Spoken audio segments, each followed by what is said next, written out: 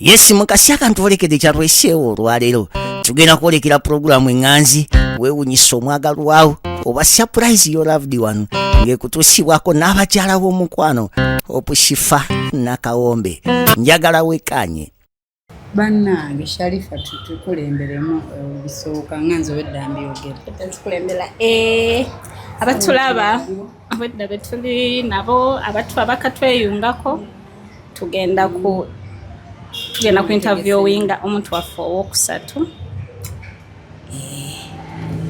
tugende mu maaso bangi naye leero tugenda kukoleko basatu tunyuke sikyo owokusatu ayingirewo tumuyite muyite owokusatu.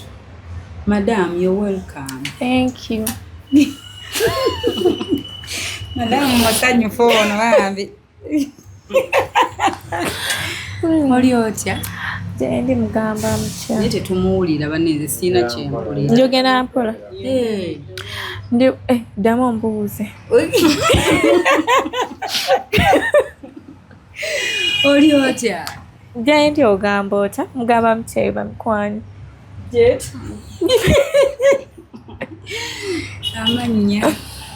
amanya mpitibwa Sharaha Sadat.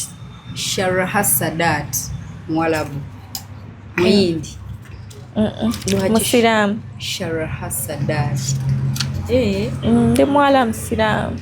Oli musiramu bwe gatyo bagakuwa bwe batyo toyinaako gano gannamuli? Sirinaako nalube gannamubiru nabweso sirinaako nakabiito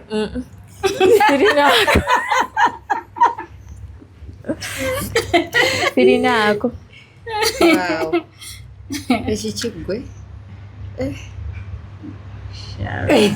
talina gannamubiru sirinaako yadde wanje sirinaako yadde nga ogawulidde Sharaha Sadat. Si nickname. Sirinaako nickname. I swear. Did lya taata? Sadat.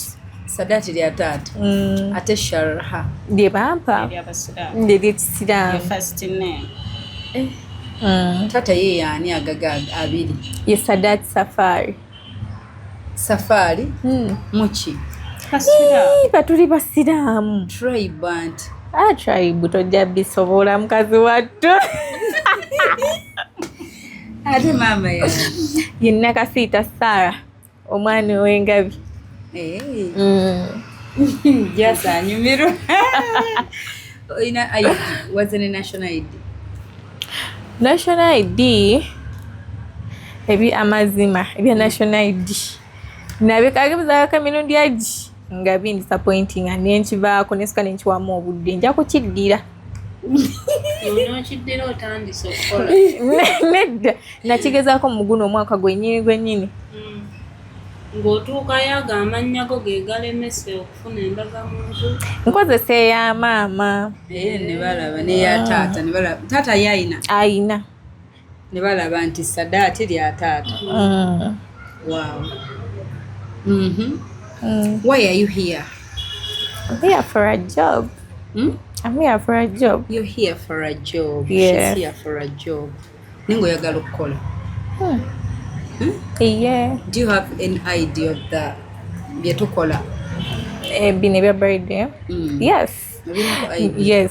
Cause musomesa wange namuli. How did you get to know us? What would the court? Like what tegedde otya? How what usotya mu kifu? Bangambye waliwo yankubidde n'angamba. N'angamba waliwo akalimu. Ate nga mbutuufu neetaaga akalimu. Ate nga nkalinako idea. Sitegeera ebintu ebyo oba okitegeera. Idea wazijja wazoyinako? Nina omusomesa wange. Yaliwo? Namuli. Kale Sharifa. Naye wamaazi wannanga nti sirikabada. Wamma bwe twabadde wano nga twogera ku kyoleeta abakozi. Nesooka mbuza omusomesawo. Ne bannange omanyi omukisa ogusoosa mu nju. Nnyo. mwe mubaamu abali capable mayinze n'oba wa mu nju nga toyagala kukola tusigaza omukwano nkugamba sigala gy'oli twebongeko nkole na what should I rather work with strangers who are willing to work than okuleeta ow'omunju era jjo bitwala nti bya mu nju kati tuba tunyumya Sharifa ne mugamba ne mubuuza about yunaga totawaana tajja kukola kati kankubuulire lwaki akyogera bwe bati olw'ensonga nti mu budde bwange obw'eddembe mbadde nteranga ne mbayitamu okyala njukunju mbadde nziranga ne mbayitamu naye nabo bakimanyi nze kale njagala okukola lwakuba nti ebyokutuula wamu but anyway she likes you as a friend but akimanyi nti tuli ku meaninga business yes era yankubidde nangamba bannanga ate nno gwe nalemesezza omulimu ayagala bitya yes kuba njagala naye teyankoze bannange nabadde suubira era nakyewuunyiza munnange era ne kati nkyewuunyiza nze ate amazima ge galinzisa kati njogera mazima wamma kale so n'atugamba actually ffe ne tukivaako kati tubadde alina ebintu byaleeta from the branch ng'abireeta nagamba nti nani Sharaha naye ndi mu kujja naye and we are like okay we are taking interviews and some other people have reached era mbasanze nga batuusa abamu so bwe tutyo ffe bwe twazze okutuuka nti mpaka kati nga tuli mu kifo kino okuyitiramu ku bimu ku ebyo oyinza obba eri wabaddeyokko ku muzannyo butagenda bbeera eno omuzannyo simba wakati omuzannyo gwe boogerako bibadde lwakuba nti mbadde nga ŋŋendanga ku ssomero ninza okitegeera ebintu bwe bityo ate nga nabagamba mubayo n'akalimu njira n'enjiribamukko kati obadde ku ssomero mbadde ku ssomero tetwagala wajjayiribemukko twagala muntu we want permanent workers yes twagala permanent employees tetwagala ba party time okay bemwagala full employee. Okay. From morning to evening. Nonyuka. Kuva sawa 2 paka sawa 3. Ngo tumala gine emyezi gya testing and okuyiga nnyo na biki. It might even require for someone to relocate. Around, yeah? Within, yeah? Yes. Okay. Kati nkitegeera ekintu ekyo ky'ogamba. Naye kyono kyeyakugambyeko mbunira mbu sijja kusobola ngawe nkigambye just awo nali njiribamukko kitegeera ng'omwana olina omuwala mbanyumiza kibanenge waliwo ekiriwo waliwo ddiiru waliwo akapya kati gwoseguka kimugamba ali awo alagawa mutuuze mangu wansi awulire ekiriwo bannange bw'obanga walootako okubeera CEO nga walootako okubeera business owner nga walootako okwekozesa ng'olinamu akasenteko naye nga weebuuza ninza kukola ki yenasooka mbalage location bino byaba CEO oba abagala okubeera aba CEO oba abagala okubeera business owners oba ayagala okubaako waatudde nsooke muleke nfulume emmotoka toseguka tovaawo okay bannange kansooke mbalageko ekkubo lino wano Bulenga. Yeah, this is Bulenga nga wakalutandika olw'Ebulenga olwa Mityana Road ng'olutandise abamanyi wano bova wali mu Kitoogo boba wakava mu Kitoogo wali eri nga wakava e Busega mu Ttaawo n'otandika olw'Ebulenga waliwo Shero kati bw'otunula eno this is Mityana Road bannange ekifo kiri busy bannange wali busy nga bwenkulazawo there is KFC waliwo Stanbic waliwo DFCU waliwo bingi nnyo kakati yes ekifo kirina parking ennungi wayonjo waliwo security waliwo buli kimu kati mujje mbatwale so guys abeetaaze bambi abeetaaze bokka just obusente butini nnyo nga you own a business of your own ate otuuka okola sedduuka lirina bakasitoma lina buli kimu naye omuntu abajja kwebuuza lwaki balivaamu the owner ayina ebifo ebirala bingi byamanaginga nga bw'okeera n'oteekawo ebiri biiga olw'okuba ekifo kimukoledde n'asobola okwongerako ebiri biiga n'otuuka n'ogamba kati kino kankijjewo era ng'abali awo ba CEO beebuuza ennamba ya owner eri ki ennamba ya owner omusanga ku +256 752 560 241 njiddamu 0752 560 241 eri ne ku WhatsApp eno nno omutebe ya CEO ogirabye wow zoom kati mulimu buno bu coffee set for your customers okitegeera ogenda sangamu ebitambala ebimalayo then this is for your clients obutebe bwe batuulako so kati zino drawers zino mwogenda okupanga engoye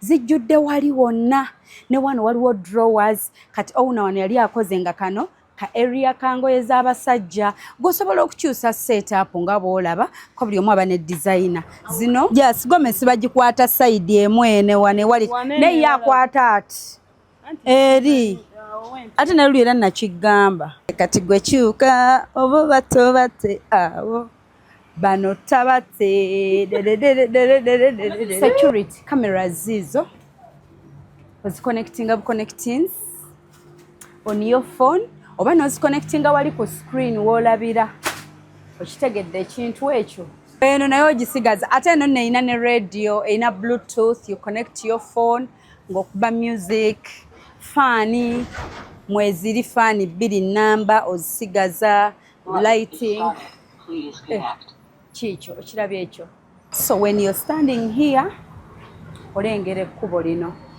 wali ku kkubo wennyini nnyini kugambye ekkubo lino liri bize era nga wandiyanguye kubanga tugenda mu season bridal so mikwano nga bwe mbagambye ate n'ekirala balaga ekizimbe bali kirenovatinga bali kipaintinga yes kiri mu kudda bupya DFCU DTB ate wali waliwo ne Abusa yiri gibalaga ezo zonna bank wano wonna kitegeeza ATM zonna weeziri kale ekyo kikulaga nti ekifo kiri biza abantu bangi baba bajjawo olw'ensonga ennyingi ennyo endala omuntu ayinza okujja lwa KFC n'atwala olugoye omuntu ayinza okujja lwa Abusa najja n'alaba byotunda oli ayinza okuba nga azze kunywa amafuta n'atwala era maama olinnye waggulu onsinga obuwanvu banejjasonwanisa sijja kulwana lwekyonwanisa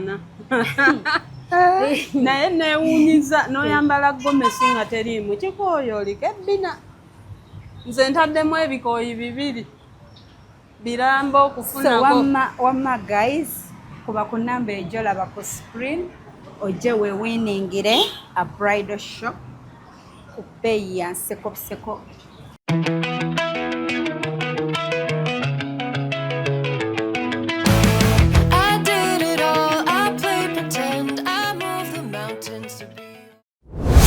omwana omuwala akola atya abeeramu n'akasente ke kati oyiriba n'onoonya kasente mukwate kijasaaka nga kyekyo munnange naye weyaŋŋambyeko ate teyamatu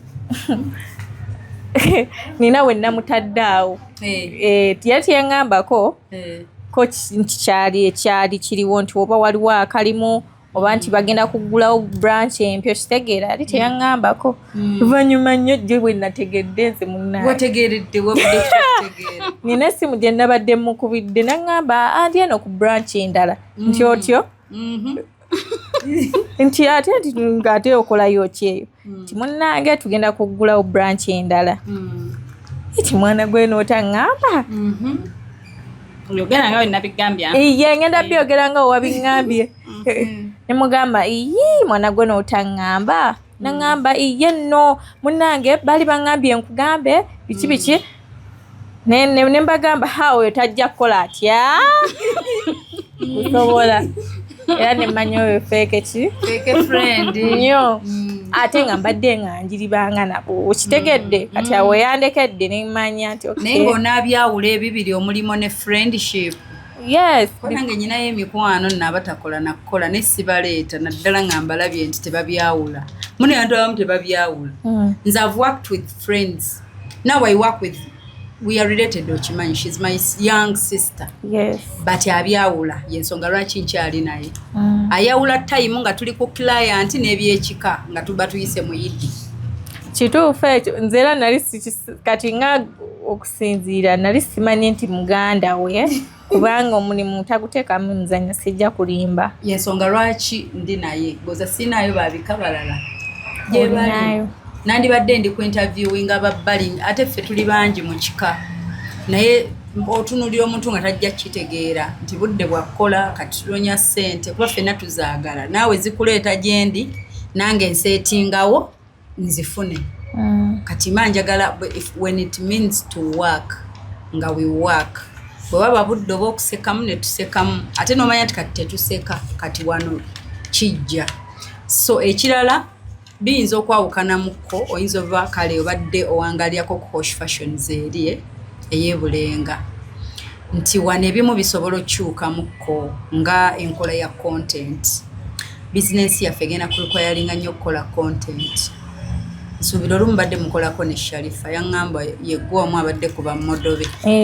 Emabegako iye. Emabegako yamala n'aggoba. Teyangoba naye. Tugenda beera nnyo mu kamera nnyo. Simu zaafunamu awo obuzibu. Nnyo simu zaafunamu obuzibu. Bambi bakubba essimu. Maawe. Sorry. Nga tuva ku mukolo. Bannange. Sharifa ali yanyumiriza era jjo. Bannange. Luli olunaku. Kukuba eyo mukyalo. Awe Busegaawo. Omuyaye yasika ensawo yange. Bwe bityo bwe byali munnange. Maduuka babba. Ate bannange amaduuka baagala nnyo okubba nga muli bapya. Okimanyi nze banaye obulenga banzibirawo nnyo. iPhone nga bbiri ezasooka. So sorry about that. I got to know that yesterday. Naye nga Sharifa ngambye gwayiga n'osiba Gomez. Yanjigiriza musomesa wange. Because Sharifa abeera bulenga. Okyabeera ne ba parents. Kati basa okukkiriza okuvaayo n'obeera kumpi n'omulimu. Ne mama we yamugambye yaŋŋamba naye ekyokumuvinga nti ne mugamba nti kambeere kumpi sina kimugambako just yaŋŋamba olina okunoonya kalimu. Then era she will bear with the consequences because tugenda tutuukange bulenge eyo wala okuva nga we need to be kumpimpi. Kati ojja kwekanga nga ne Sharifa we agenda ku relocating Obizo singa nyumira bitu. Sirina. Toina. Sharaha bitu byonyumira. Okunyumirwa nebaka okunyumirwa I mean okwebaka okunyumirwa nnyo. Tulimba. Okimanyi bulungi nnyo bumala okulya nebaka. Kituufu akyogedde yakirese. Olaba wamala okulya abaagala kwebaka. Oluli emmere kati nga wante nzikakkanamuko. Mbaddeyo nga nzikakkanye tubakwate munda.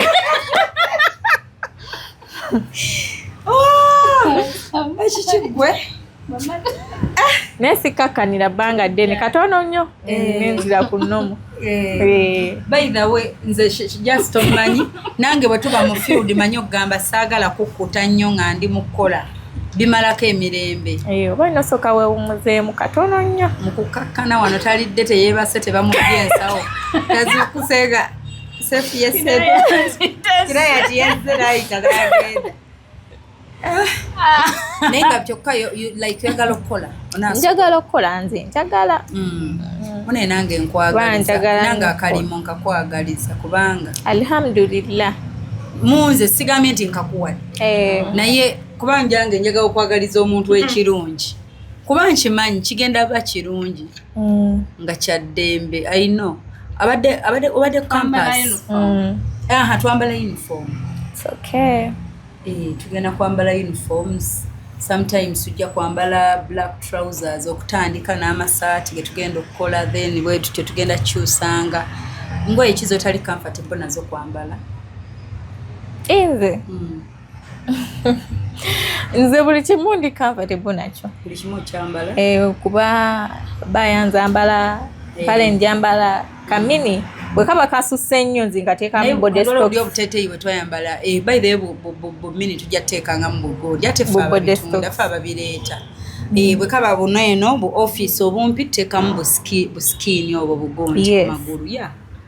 Yes we do. So buli obuteeteeyi bwa round obujjuka bujjukira Mubende we twakuba omuziki mbujjukira yaliko kuba maid Mubende omujjukidde. Mwebale tuwa mmere kuba twanyumirwa. Leka tukole job interview Sharifa. Era gye tulimu Sharifa. Eno tuli mu job interview. Gye tulimu. Mubadde mwagivuddemu dda. So time kati twagala edduka nga liggula ku ssaawa 2. Time. Batuuka 2 ez'okumakya. Time.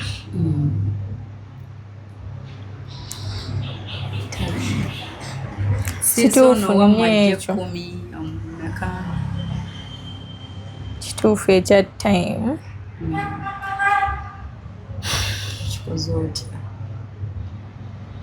Siri mulungi nnyo mu budde naye nja kugezaako nnyo naddala olabe kale ezinaku ezinasooka zijja kumbeerera nzibu nnyo naye nja kukola ki kugezaako kubanga nnyina ne nnyina wange ajja kungezangako mama wange nga kuzuukusa obudde buno era omuntu wa budde mami yakola akola akeera akeera katwanga oswala mami okeeranga n'agenda early morning gwe nosigala nga bansi anti kituufu mba nswala nejjukira luli mbadde siswala olw'ensonga bwe mbadde ku ssomero. I love her honest. Amazima ngagala nnyoze kati luli obadde ku ssomero ada campus Abadde soma evening. Obadde soma evening. Wanda webakira emisana nowesomera mu evening okitegeera ekintu ekyo kati welcome to the real world essomero ettuufu ba muliri gyova wano tuba tuzze mu ssomero lyennyini essomero lyennyini nti ofiirwa oba oyongerako kitegedde. So amanyi okulanga osobola okulanga kale nga tugana tutunzaamu kamera content wakulanga nti baneera nga gomesa eyo kintu ekale nsobola naye ndi shy. Naye badde osoma ki? Journalism. Omuntu wa journalism abeera shy? Mbadde nedda mbadde sigenda ku kamera olaba ne mbadde ku internship mbadde mu editing. Omanyi editing? Manyi editing. Mbadde siri mu gundi. Yes, manyi okwediting bulungi ya music gundi konna kasho manyi bulungi nnyo. Ono bine kusindika mu bride. Adobe Premiere Pro. Photoshop simumanyi. Kozi Photoshop kwe kunsitula ne banteeka mu America.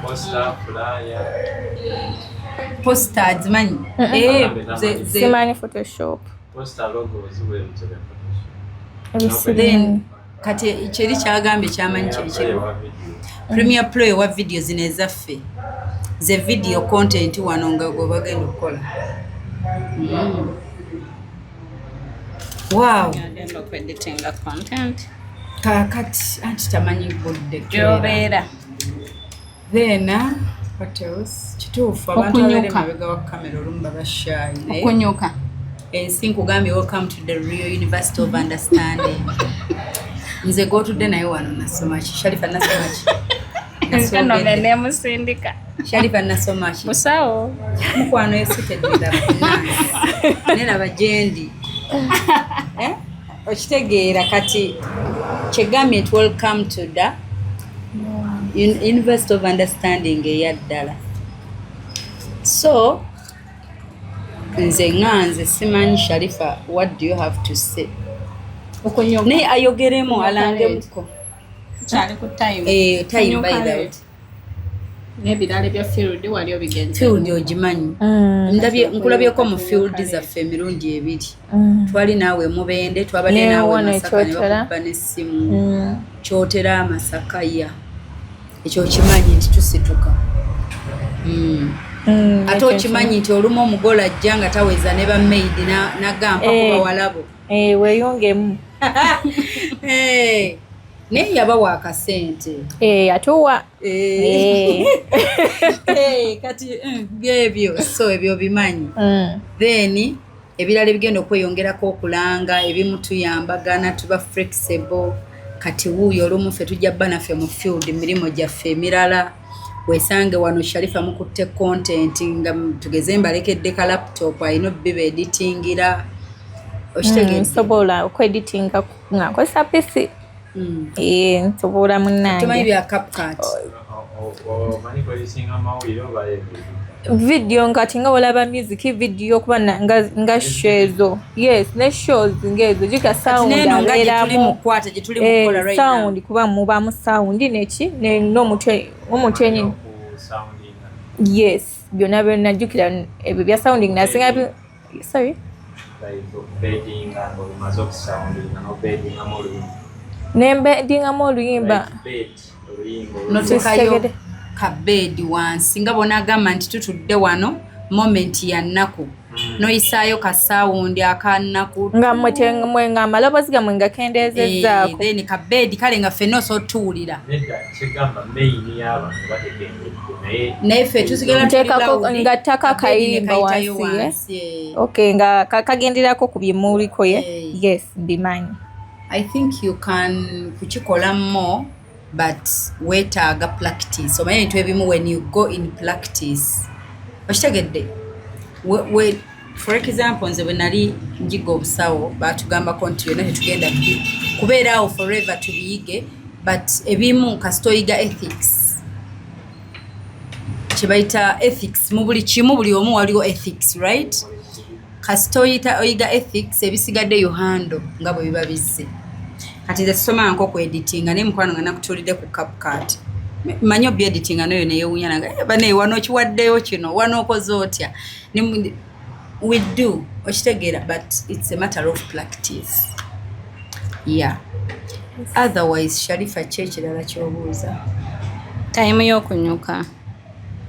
Yeah, time Sharifa watadde emphasis. Time tunyuka sawa 3. Tosi gy'obeera bulenga kumulimu nga tunyukusa sawa 3 byebulenga tunyuka sawa 3 sawa 3 wano tutambulirawo sawa 3 dakika 3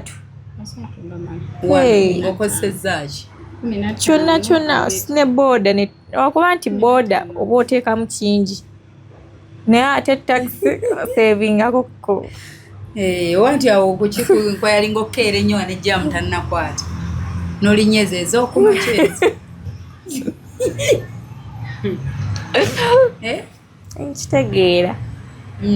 Sharifa kati ku mulimu onootuulawo osobola okubeerawo n'otuulamu olunaku lulamba n'obeera mu dduuka mu kifo kimu ng'oli ku dduuka nga sina appointment nsobola kati ogenda beera ne appointments jukira mbadde waka anti obadde waka basobola okukubira essimu bagamba Sharaka kati olina tukwagalako wano tulina ng'omuntu teyabiŋŋambyeko anti like ffe tukola daily buli lunaku ku mulimu nkitegeera daily anti kati oli wampa program okitegedde nga tebyabadde munaŋŋamba kagwirawo anti olaba ffe wano tugenda batufunayo off ya lunaku lumu buli omu afunayo olunaku lumu lwagenda obbako ne off naye kati gwe wano kati tuli mu kukola kati ne bakubira nti Sharaka wano waliwo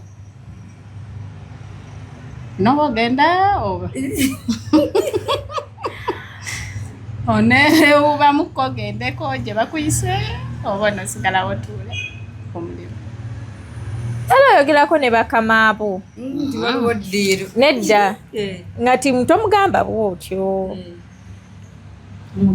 nfunyemu ka emergency katono nnyo kati emergency kujja leero nejja n'oluddako nejja n'oludda bakasitoma ofukosimba sirina oli kati oli gwe mbanzijako kitegeera kati biki ebirala emergency zo zigwa mu kyebirala like ng'omuntu bikufuula busy ebirala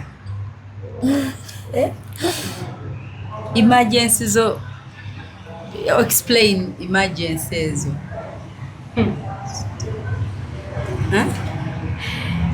Just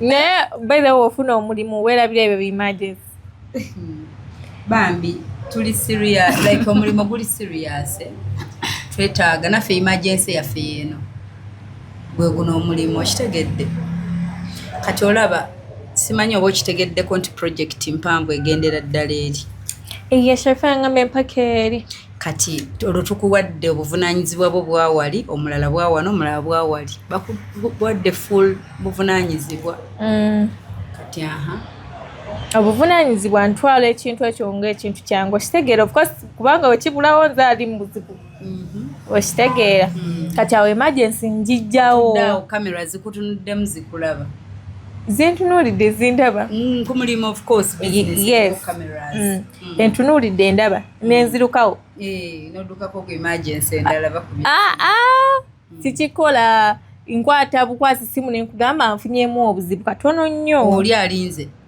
ningani alinze ogamba nti ofunyemu obuzibu mukama wange aliwa omulala oba mukama wo wawano ku dduuka n'omugamba nfunyemu obuzibu kanveewoko bwe kityo nedda bintu bigenda kyukamu utamale kuyita sayimu wamma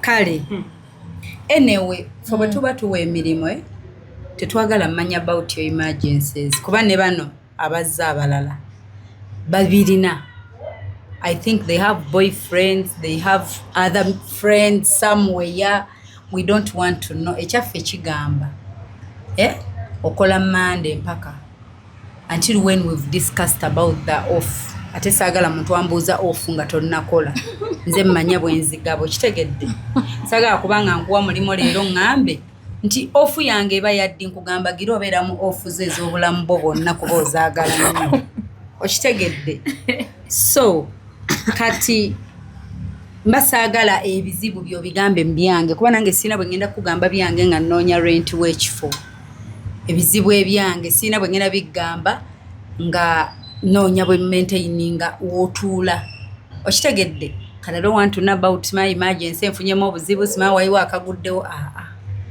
tuba tetuyinaawo mulimu nze my job is my first priority ebisigadde birabo oba mu ofi oba ng'onnyuse okitegedde but the moment you enter here it's all about the customers n'okukwata omulimu obulungi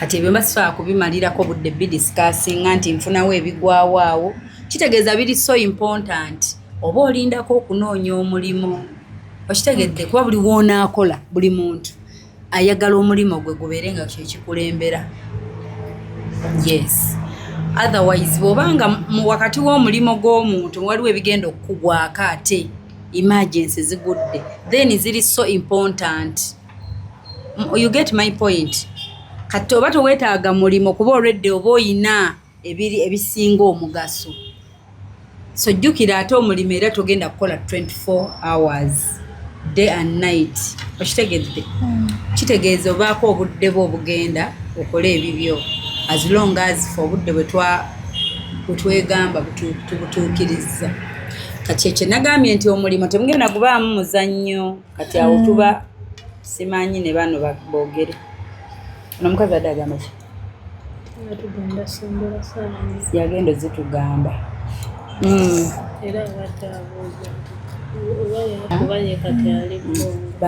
nosobola otuulawo mu dduuka n'obeerawo tuseewo ogenda nti ogenda kukola kino ogenda kukola kino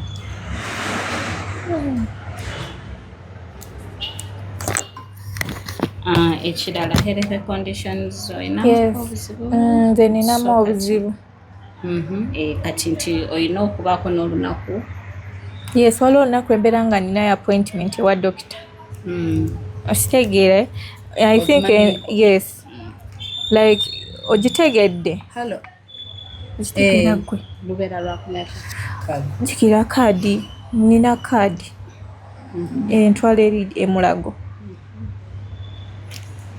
olunaku lubeera lwakumeka anti either luba Mande oba lwakuna kuba kwezi bbiri we zibeerako kitegeeza lwofuna naye kati ssaawa zino simba sikola ki one day in a week, right? not in a week like after 3 months webeerayo Okay.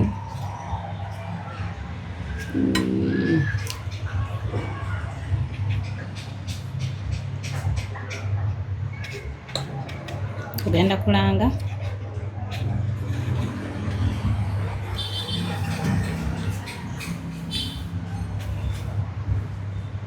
tulange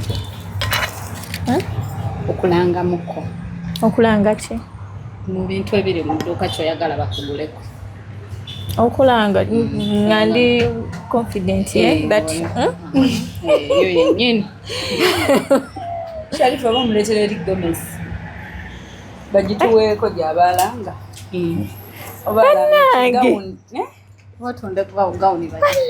tunda gawuni eyo tugipangisa kamu kitundu okujambala musiza ezo Sharifa okugigula anti nina obuzibu sirangangako ne bali badde tebabirangangako gwe tunda mu dduuka olina kitunda kyosigaza ke kajovia ate ko tekalinaananga nako wadde gwe no walinaanako kitunda gawuni eyo oyagala tunda gawuni bagitwale oba Gomez tetujagala mu dduuka bagitwale otunde ki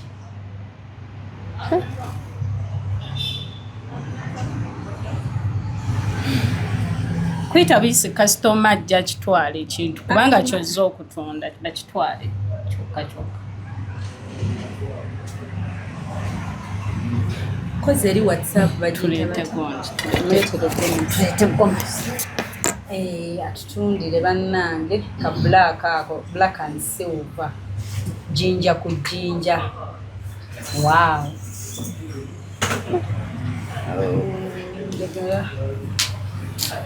I had sokoveyo kufutan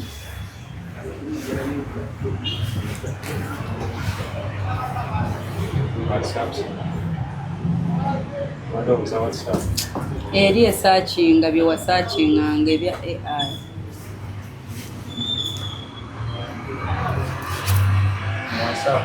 ameka Gomez tugipangisa ayingire Gomez yoka tugipangisa sebo oyingira emitwalo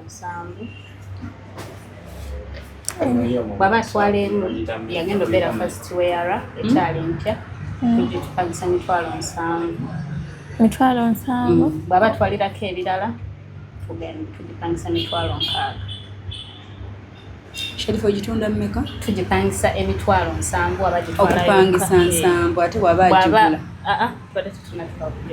bwaba gitwalirako ebirala bali tugenda bayita tupimire wano yamaze tuli ka session kasemba waba twalirako ebirala nga agenda twaleza maids atwaleza ezababuuza atwaleza metroni tugipangisa emitwalo 6 ntandike awo abimanyi oyo ya black and silver ina na mayinja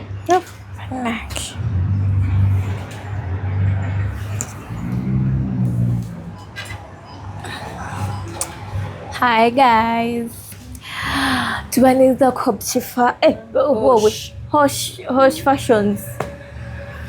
Tubaniza Hosh Fashions. Wane bulenga machinde bulenga. Okay. Hi guys, tubaniza Hosh Fashions wane machinde. Bade nina waka pia. Kano kagoma simukalaba ndowooza. Ndowooza omula kino kitema kyakino ekitambaala kinene ndowooza mukiraba mulabe n'ejjinja eririko bannange kati sigenda bayisa bubi mukapangisa ng'okapangisa kokka sijja basiraba mikwano mitwalo 7 zokka sibasadde kati woba olina ekyakyotwalirako tugambe ng'ezaani bamaids ndowooza mubitegeera yinza okkakuwa ku 60,000 sikuyisiza bubi mukwano sikuyisiza bubi mujja bambi mutuwagire tubaagala nnyo tukyaleeta ebirala temuvaako thank you gundi ekyemyezi gino egisooka 3 Sharifa tekimugambye gino emyezi egisooka 3 so tugenda kusooka myezi 3 tewaliwo salary but we provide food and transport myezi 3 tewali salary but tufacilitatinga tulaba nti oyize and you will work then netulyoka tutandika salary. okay So tutandikira ddala okukola okubala obulungi emyezi egy'esatu gitandika nga lumu this month guno ogugenda okujja naye nga just tukyali mu training na kulaba nti tugenda kukola so lugwako right away if you can relocate tuba tuproviding nga tuba tumaze byonna bitegeka if you can nobanga osula kumpi n'omulimu na biki. So in case omulimu guyina like we gugenda obasuza omulimu nga guyina we gugenda obasuza omulimu nga guyina gwe tugenda okubasuza loyina off loddayo kati ekyo nze kankyogereko olaba ekyo kyo kyogambe si kibi naye nze nga nze ebintu by'abawala mbimanyi basaga kubeera n'abawala ekitegeere naye nga nze mba nsobola kweddaabiriza nga ndi within okitegeera naye ebintu by'abawala mbitya ate babanga abawala babakoledde buli omu nga ninabeera n'ekyubikoye wagenda obeera oba gye situyagala beiranya kyonna nedda temubeera mu kirungu kibaasi naye okafuluma okakulozinga nga mulinga buli omu mulina burumu kalibakwa sina wembalaga omwo for privacy yaabwe nti okusinza bye bakola bayawuddemu they partitioned rooms nga room eri mu partition so nga buli omu asobola okubeera n'ebintu nti mugenda sula ku ddeekano buli omu alina privacy. It's okay then. Then you will find a stay within relocating. Okay.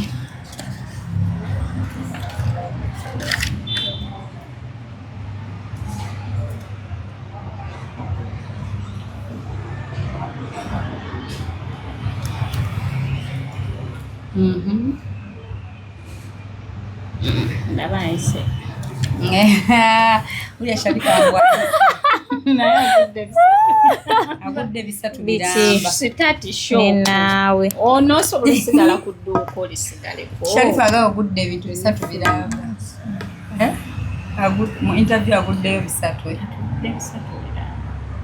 agudde ki ekisooka ekiri main ekyokusigala ku dduuka oddituulako tukyakidawutinga naye nze ngamba tutambuleko naye gino emyezi 3 ajja kukola nze mulabe we bali kunzikiriza agenda kola tagenda kwagala kunswaza sijja inshallah tulumye Sharifa nnyo jasa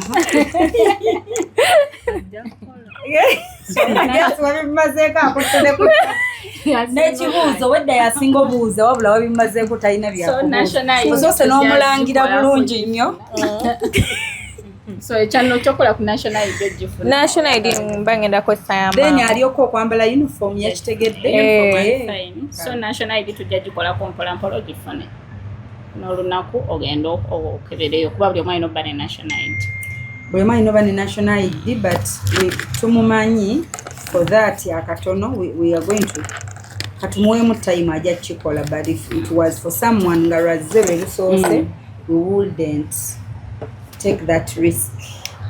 Sikyo Sharifa tumumanyi tibyebyo soka tugire wano sayima tupime bambi koze oli wena. Thank you. Welcome bane nange thank you bye. We are looking forward to working with you. Welcome at Hosh Fashions and Bridal. Thank you madam. naye tulina okukola content wano buli budde mukwano togamba mbw amushayi kituufu ekyo ngenda kijjawo naye ngenda kirwanyisa bulwanyisa nze nkimanyi olwananga ng'omukazi walwana naye nga sharifa nga gwe obadde okozesa ono mu content naye omanyi amazina ge yazina eno emubende kati kankubulire naye okwogera afona azina buzinyi ne bwotayogera ekyo kijja kunyangula olwo nga nsabudde gomesi juzi nabadde mu kadodi k'abakyamani naye gwe tyakansiza bulala bannange bayite sharifa bajje bambi babapime akadodi k'abakyamani kampisiza bubi kuba kanyumidde naye ate omanye ekyasiza okunuma nti gwe nabadde mpagira bamubbye badde manye byosimba mu mugongo tebabba maama nyabo kuluno gwe kyomanye buliwa NRM yayiseemu teri yagudde ng'ate bamubalaba babba nga basimbye mu mugongo fe waffe yamaze okukyogera ng'ali ku mulyango ng'adduka naye kasita kaawedde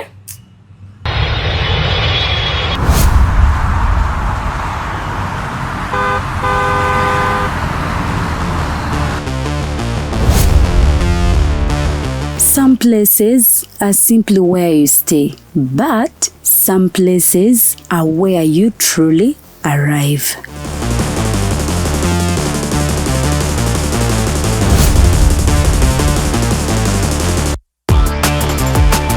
A space designed for comfort, where every detail welcomes you. A place where style meets warmth, and every moment feels effortless. The perfect journey is not only about where you go, it's about where you stay. Welcome to comfort, welcome to elegance, welcome to Bunga Comfy Homes. Now proudly listed on Airbnb, ready to welcome guests from around the world.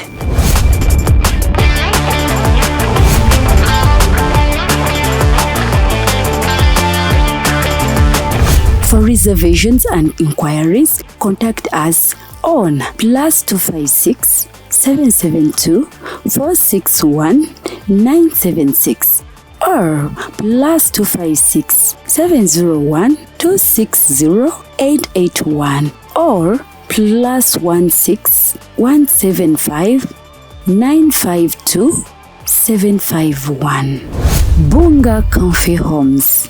Your home, away from home. Book your stay today.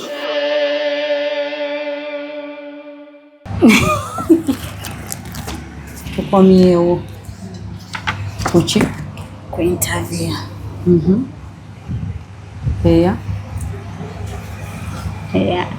employees questions and bado questions nga tuyogera tutandise tunatandika twatandise dda banna musibye mutya nno abatulaba musibye mutya nno bantu tubalamusizaako abatulaba tukomyewo ne interview yaffe second round kati katulabe ne ku bano tugenda okuinterviewinga nga we bigenda okutambula. Teri kintu kitutamya amabizinesi nga bakozi at this time around omuntu afubutuka eri ng'atuula ku mulimu ye taddamu kivaliwinga agamba byangu okitegeera naye nga tulina abamu nno abagwiridde ku ki waliwo gye tubadde ankubidde ki ekimusudde mugambye nti ndi bize ojja mbadde mu meeting wenviridde wanega akanziruke mu tawuni mugambye ndi bize onanzirira okitegedde ne tumuggyako naddamu n'akuba lwampaka ne tumuggyako naddamu n'akuba wajja wano bagenda fuuka boosi kati oyo ne mugamba atajjira ddala oyo akomye eyo tetwerabye nako kati already red flag teba red flag kati munnaye tugamba oyo akomedde eddala eyo tetulina kyakukola so katufune omukwabu kwagenda okuddako kajja atubuulira amanyi nyabo jangu otubuulireko kubikukwatako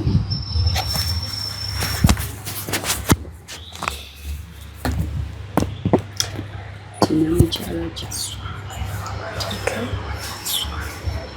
nga tajja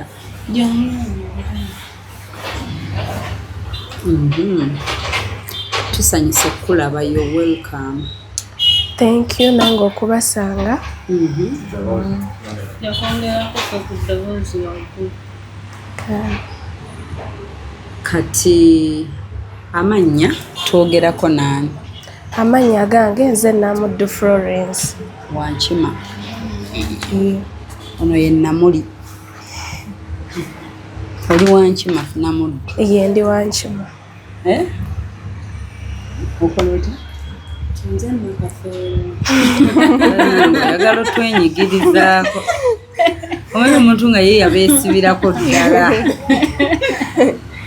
Otya abantu obeesiba ku bannaabwe.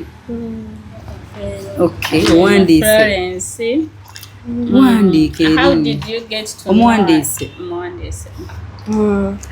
Watutegeddeko otya? Guno mulimu wagutegeddeko otya? Guno omulimu okugutegeerako mami wange ali abroad. Aba followinga nnyo. So madam yali ku live cause akufollowinga she's your friend. Ngali ku live nakuwulira nga weetaaga omukozi. Omukozi oyo ng'agenda beera mu dduuka, omukozi ow'empisa, omukozi akola n'okwagala, ng'akola kale kyayagala. Ng'ate mami wange nga manyi mbisobola byonna. Cause nyinako experience eyo. Cause mbadde nkolako ne mami. Yeah. Obadde okolawa? Mbadde nkolera Luweero ne mami. Mu boutique. Ye nga mulimu ne machines. Ez'okutunga? Yes. Okay, nga boutique yangoye eza? Yes. Yangoye ez'abakyala n'ez'abasajja. Nga n'okutunga different designs, bitengi, gomasi. Yeah. Nga nabyo otunga? Yes. Okay. So kati ye bwe yakugambye about the job, Yeah. were you interested oba you're here because mami yatulabye? No, I wasn't Eriyo kubanga mami yayagala nga gwe si gwayagala kati ng'okikolera mami. No. Kisoboka. Nze bbanga lyonna mbabuulira nti obusawo nabusomera family.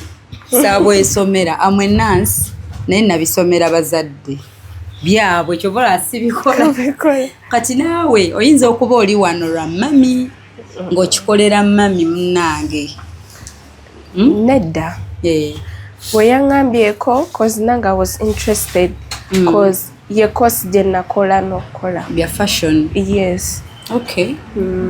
So ffe wano tuli mu bridal tupangisa n'okutunda.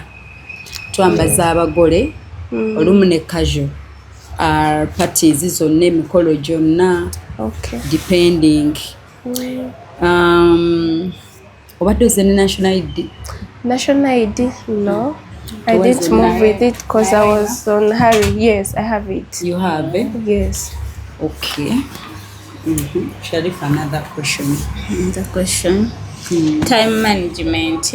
Morning, blouse our bill, but earlier is better. It's better. Obeemu but kale like wekiba late at least kumakya saa 2 tuba tuguddewo.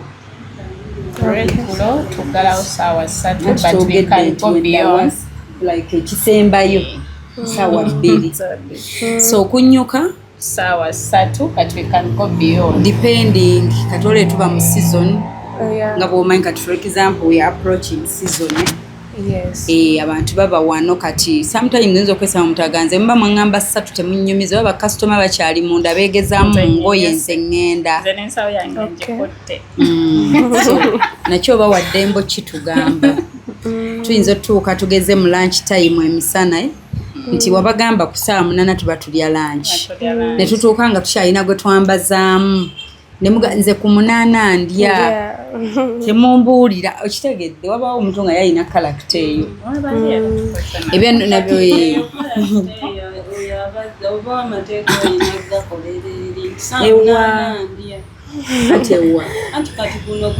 anti ekyo tokigamba muntu jasi nti lwampaka guno guba mulimu kati wano twogeramu ye atugambe nti sibisobola bwe tomuwa amateeka ago bino we are discussing whereby bwe tutuuka mu maaso eyo tugamba omuntu muno kino twakyogerako ate nga bikyuseemu kati wano aba waddembo tugamba nze sisobola zituuka zitya 7 nga mmere teri ku sowaani nyinyuse kati batoli akubuulira mwe kati either you take her the way she is oba omuleka kati ebimu waliwo byotabuulirira muntu kati omuntu yazze nga ayagala mulimu ate omujjukize nti tolina tuwa amateeka yayinza oba wa amateeka kati tukyogerako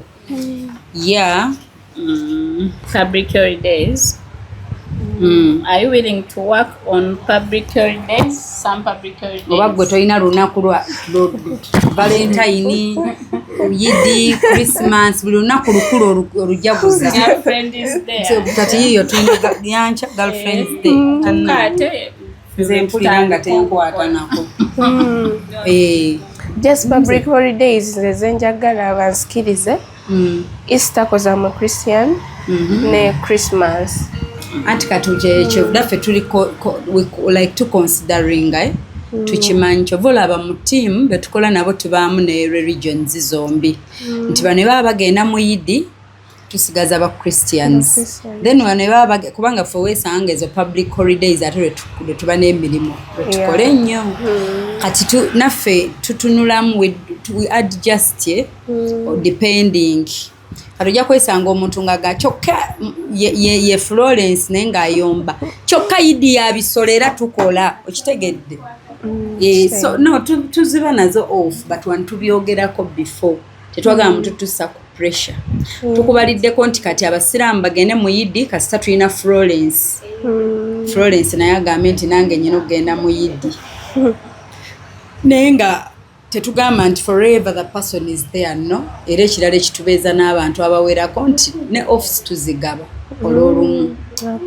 depending naye wano tubyogerako twagala nnyo okusooka okwogerera ebintu ku mbeera enzibu enzibu eyo mu buzibu bwaffe omuntu bw'aba atulabyemu agende nga bukyali oba asigale omukozi we ayagala kunywa your boss so tushimaze ekyennaku enkulu yagambye nti at least Easter means a lot Easter yes Easter ne Christmas What's your religion? Catholic Catholic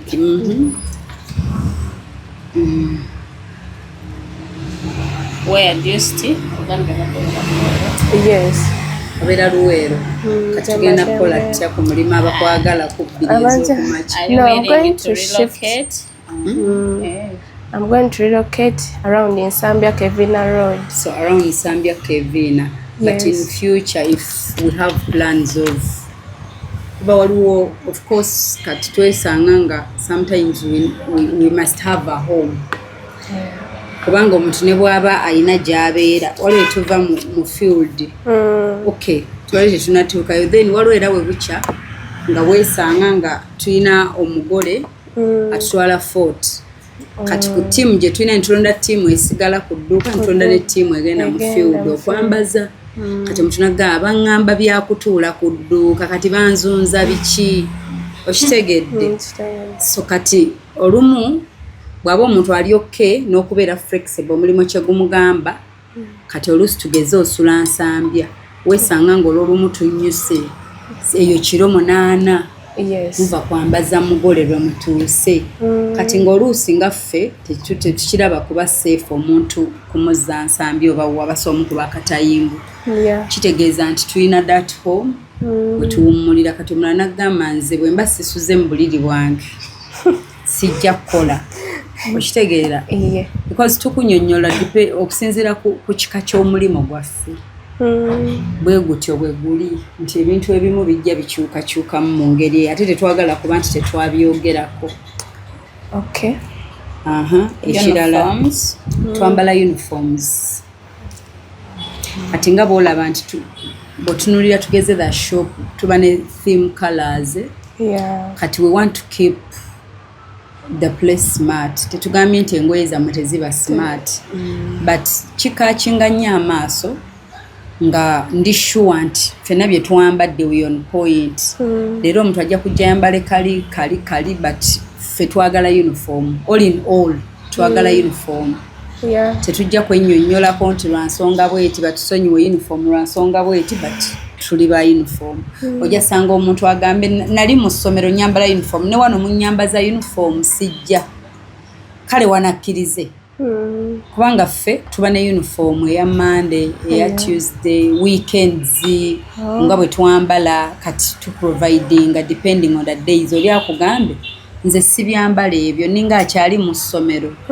Kati ekyo kyogerako ki? Ekyo sina kyenkyogera I'm fine with it. Olyoka okwambala uniform? Yes.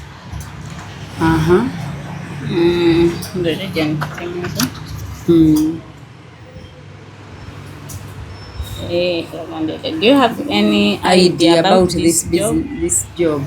Yes, I do. Kati omulimu guno gozze okukola oguyinako idea? Yes. Batya? Idea because when namaliriza O level yange I branched nenjoining institute YMCA nenkola course ya fashion and designing. Yeah, kati na graduating this year in February. Yeah. Okay. So kati muli owulira nga wetukuwa omulimu guno obeera oli mu layini yennyini ku kintu kyo? Yes. Toba nze eyabula nasoma busawo kati laba gyendi. No. Ntunda busawo. Sharifa siri nansi. Kati laba gyendi magawumu n'amagomesi. Tidiness. There is sort of ironing, washing, cleaning, eduko lino didustinga mukunfufu, cleaningako, kozako kungoye ziri simple, once a while.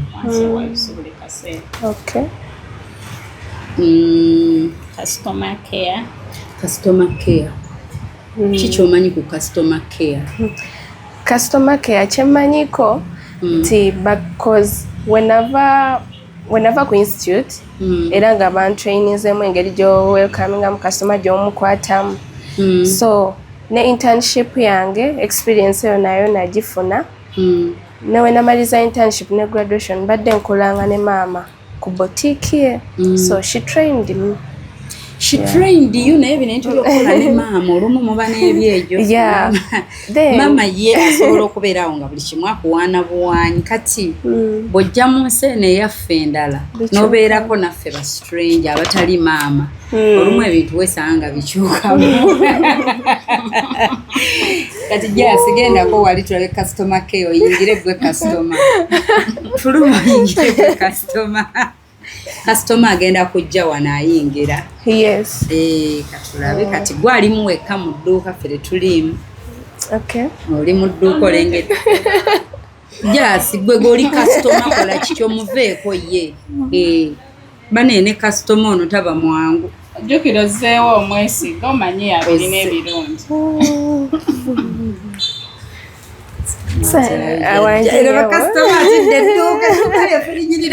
Customer jatidde atya n'okukwata ku luggi.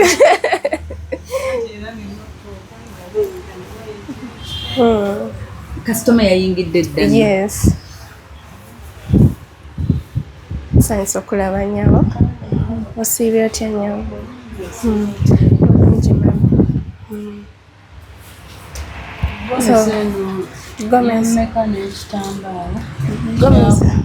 Gomez n'ekitambala kyako nga byonna obitwala lumu. Yo. Gomez n'ekitambala ojja kukola 3M. Ngambadde siziwezi.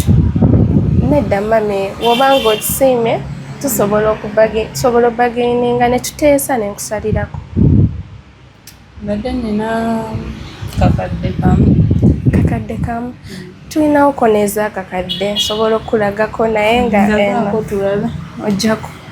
Eno oba onjagala n'okupangisa tupangisa buli kimu emishanana byonna weebiri. Kati oyagala kugomasi ndinono njagala gomesi saagala mushana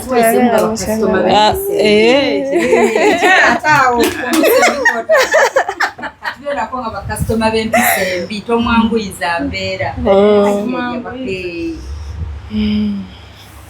kati nze atandika oba ye mukwano beera kasitoma naye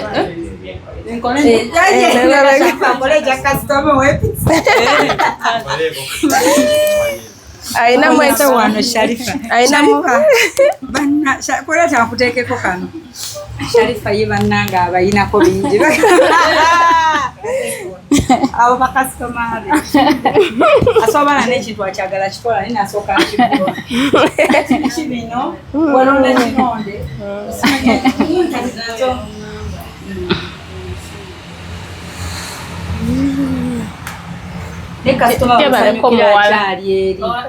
omanyi omugamba tusanyusa okulaba nga amaze n'okukwata no anti bangambye olwedda ayengedde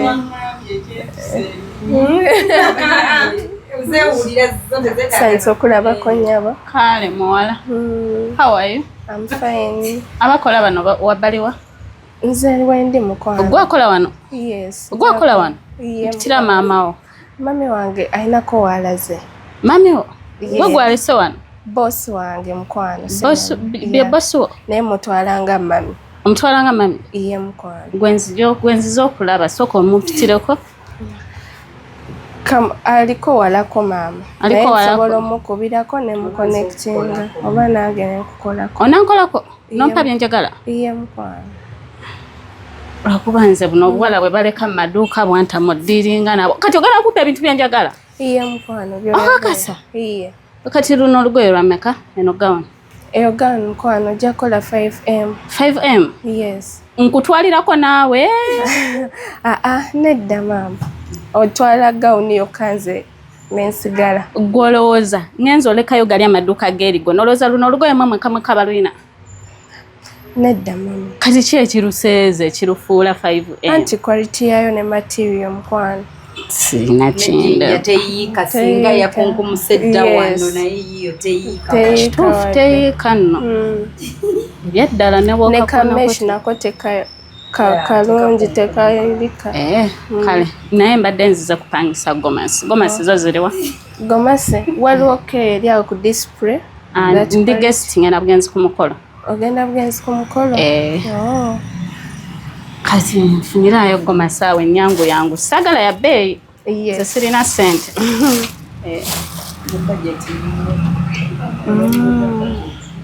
This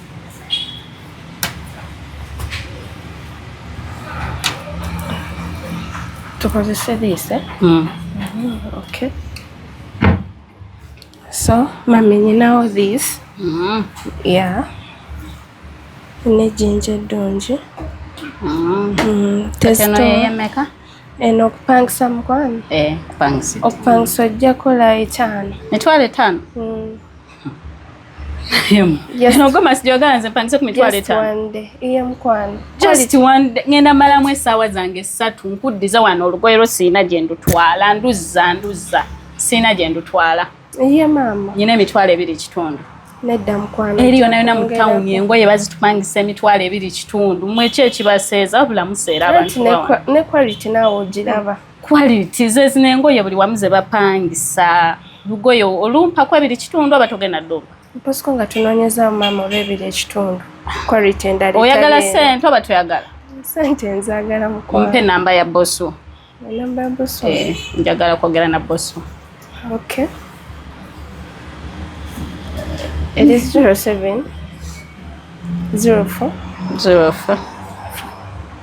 85 21 9.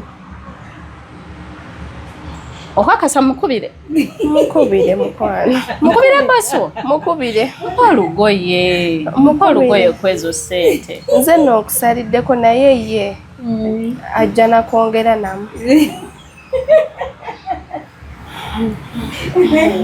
statement yo ukigambye nnyo mukazi mu banka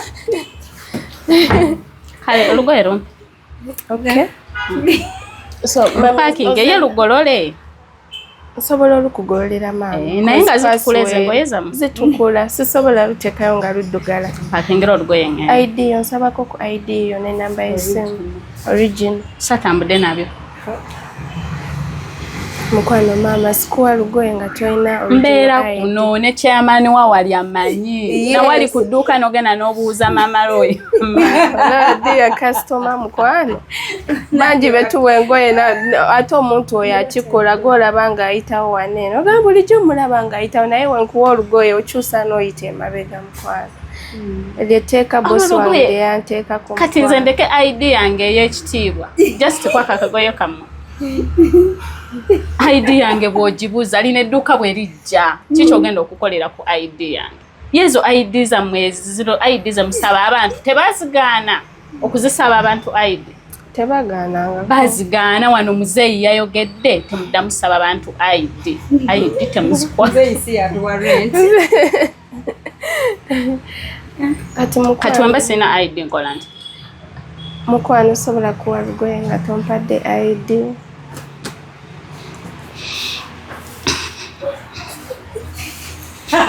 abagirina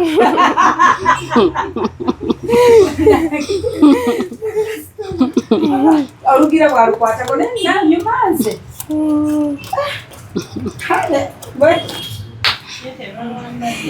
naye tebalwambadde gikuuma ogirabye gyetegereza ogiraba nengisangako nekasukula kinakamu kakutande nsange wano nga teriwo ID yange ogiraba yino ekyalikoze empya ze bakatuwa ziraba ID okimanyi zibonyabonya parking olugoye ngende yangu wabandeka tokobeda yeyerwisa naye nga all in all obukakamu okitegeera bulungi ne smile obutakuvaako fetuba tunoonya 10 wesigaza smile it doesn't matter customize your boss tekimatalinga ffe buli wetukwata ennusu tuti we are winning. obadde oli mu kulaba weewunyisa omwagalwawo oba surprise your loved one ninaabagereka w'omukwano Hope Shifa Nakawombe tusisinkane nate